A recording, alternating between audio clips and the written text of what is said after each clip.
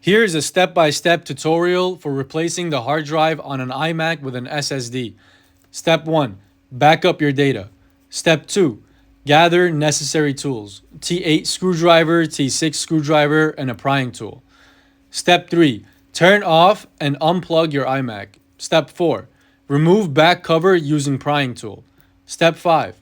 Disconnect hard drive using T8 screwdriver. Step 6. Replace with SSD and secure with screws. Step 7. Connect SSD to logic board. Step 8. Put the cover back on. Step 9. Boot up iMac and check for proper operation. Step 10. Install operating system if needed.